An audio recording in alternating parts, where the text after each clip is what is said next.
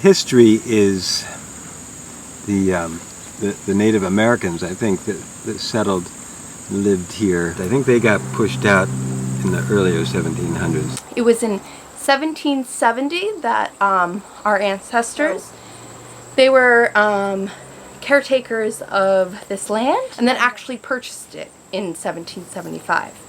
Once there's a break in the generations, then the knowledge gets lost. Is this one ready, Papa? It's so hard to... Not yet. Yes, it is. Not quite. Yeah. It's so hard to get it back. I guess that's the thing. It's so hard to relearn what we've learned over hundreds of years. The main products are, they have organic grass-fed beef. Peaches. Peaches are today. Eggs as well. There's chickens and there's eggs, so people will come to the farm and buy the eggs. Tomatoes and squash. And then on the far side of the hay barn too, there's some horses. The camp's been bringing little kids here for maybe almost 18 years. So it's a lot of different ways. It's, you know, it's really hard. It's really hard to make money in agriculture when you're a small farm.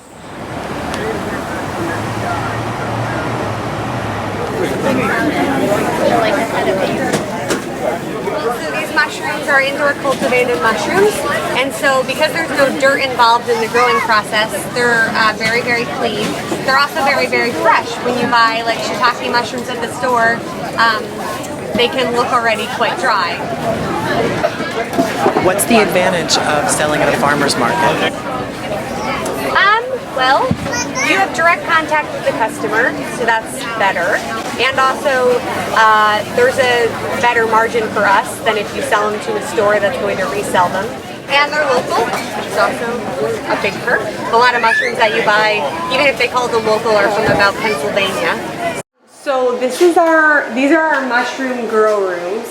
And this room is our dry room, our pack room. And this is the shiitake room. And the shiitake logs start looking like those over there, which were just soaked yesterday, so they don't have any mushrooms on them yet. Typical day on the farm. On our farm it starts when the sun comes up because we have chickens who need to go out. It's a silky chicken. I'd always wanted them, but they're not really a great egg layer because their eggs are really small. But we kind of inherited them, and now we kind of like them just because they're fun, right? Animal chores and picking mushrooms and whatever projects need doing. This is our new grain bin. We got it last week. The day ends when the sun goes down. To me, good agriculture is about being good to the environment.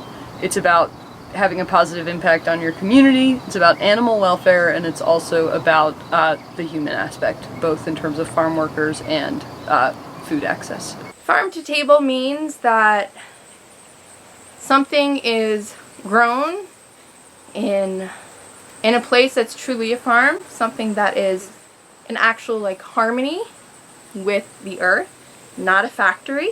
And then to table means that it's close by. People should care about small business farms and family farms because there's real people behind them, and we're all members of the same community, and if we want land preserved for agriculture and people growing good food, then the non-farming community needs to care.